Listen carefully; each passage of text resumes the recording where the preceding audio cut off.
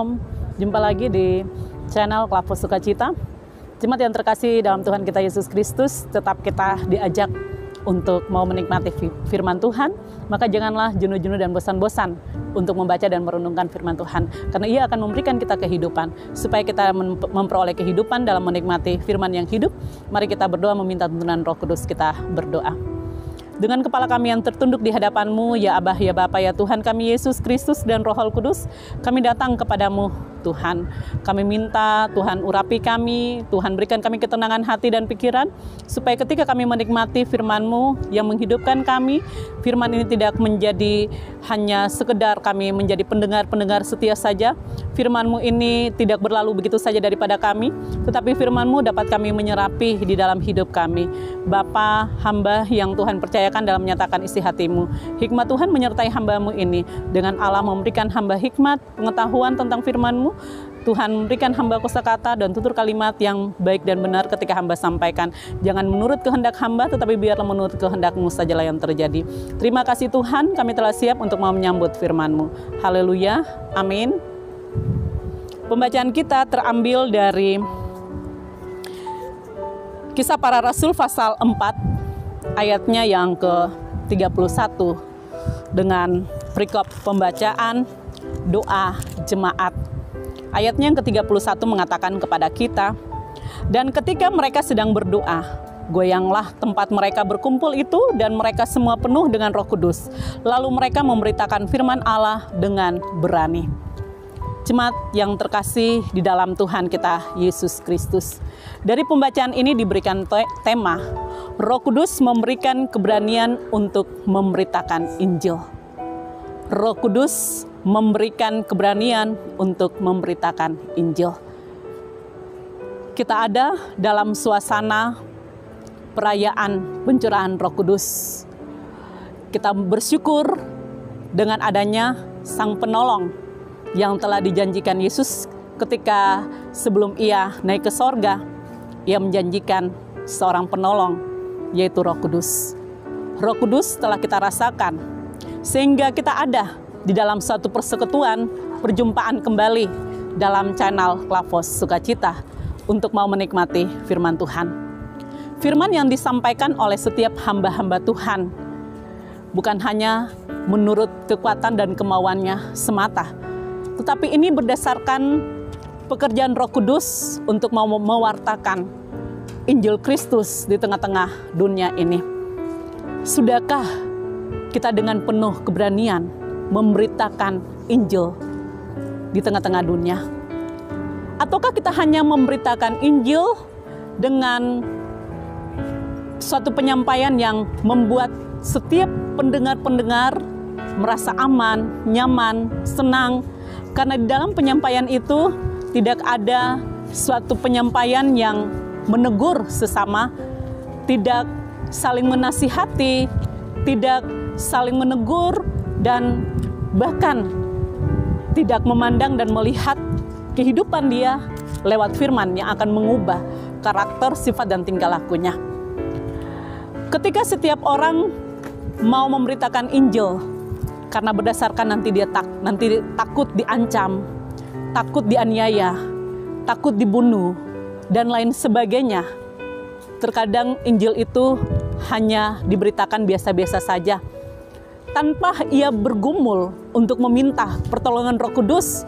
Setiap orang yang menunjukkan sikap yang seperti begini, berarti orang tersebut merupakan hanya sekedar hamba-hamba biasa saja, yang menyatakan Injil tanpa meminta pertolongan Roh Kudus dengan keberanian, dan menyatakan kebenaran tetap ya, dan menyatakan kesalahan tetap salah. Jemaat yang terkasih dalam Tuhan kita Yesus Kristus, kalau kita melihat Kisah Para Rasul pasal 4 pada ayatnya yang ke-31 ini, kalau kita telusuri dari ayat 23, ini berbicara tentang Petrus dan Yohanes yang sebagaimana mereka juga memberitakan tentang Injil dan mereka mengalami suatu tantangan. Dari tantangan itu mereka tidak tinggal diam, tetapi terlihat bahwa mereka juga bergumul meminta pertolongan dari Tuhan, Allah yang sang pencipta langit dan bumi ini, Allah yang memberikan kepercayaan kepada mereka untuk mewartakan dan memberitakan Injil di tengah-tengah dunia. Maka bagi kita sekalian, janganlah kita takut dalam memberitakan Injil. Apapun risikonya, tantangan, cobaan yang datang silih berganti dalam hidup saya dan jemaat, ketika kita hidup di dalam Tuhan, Tuhan hidup ada dalam kita, maka itu berarti kita memiliki janji-janji Tuhan yang akan Ia nyatakan dalam kehidupan saya dan jemaat. Memiliki janji-janjinya, janji kita nikmati ada dalam dunia, dan janji Tuhan yang akan kita miliki kelak nanti dalam kerajaan sorga. Jemaat yang terkasih dalam Tuhan kita Yesus Kristus, sebagai orang percaya kita harus mempunyai keberanian untuk memberitakan Injil. Pemberitaan Injil bukan saja bagi kalangan yang kita sukai, melainkan untuk semua kalangan, terlebih bagi mereka yang membenci kita, yang memandang kita sebelah mata. Injil itu harus tetap diberitakan, karena Injil ini hidup, yang akan menghidupkan saya dan jemaat. Oleh sebab itu, Injil adalah kekuatan Allah. Dalam memberitakan Injil di tengah-tengah dunia ini, Allah akan selalu memberikan kita kekuatan dan keberanian apabila kita mengandalkan Dia. Janganlah kita takut, janganlah kita gentar.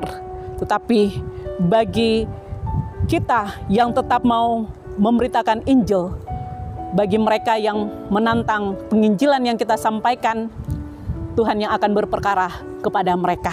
Karena hak pembalasan itu hanya berasal dari Allah, bukan berasal dari saya dan jemaat sekalian. Kita bangga, kita masih diinjili. Kita bangga, kita masih menikmati santapan rohani yang selalu menghidupkan saya dan jemaat. Karena Injil inilah memberikan kita semakin kekuatan untuk menjalani hidup berada di tengah-tengah dunia ini. Jemaat yang terkasih dalam Tuhan kita Yesus Kristus, sekali lagi dapat saya mau katakan dan mengingatkan kita, Injil adalah kekuatan Allah dalam memberitakan bagi mereka yang belum tahu tentang Injil. Tetapi juga bagi mereka selaku kaum marginal, justru akan menjadi kekuatan bagi mereka, memberi pengharapan dalam menjalani hari hidup mereka, serta meneguhkan mereka kepada Kristus, Tuhan kita yang hidup, yang menghidupkan saya dan jemaat sekalian. Amin. Mari kita berdoa. Terima kasih Bapa, dalam keberanian yang Tuhan telah berikan bagi kami mewartakan Injil. Baik kami menyampaikan Injil ke pelosok-pelosok, ke kampung-kampung, ke pinggiran-pinggiran kota, dalam kota, bahkan pesisir-pesisir pantai. Apapun resikonya, kami percaya Injil adalah kekuatan Allah. Itu berarti Allah akan memberikan kami kekuatan dan keberanian, dan kami hidup dalam Engkau, Engkau telah hidup dalam kami.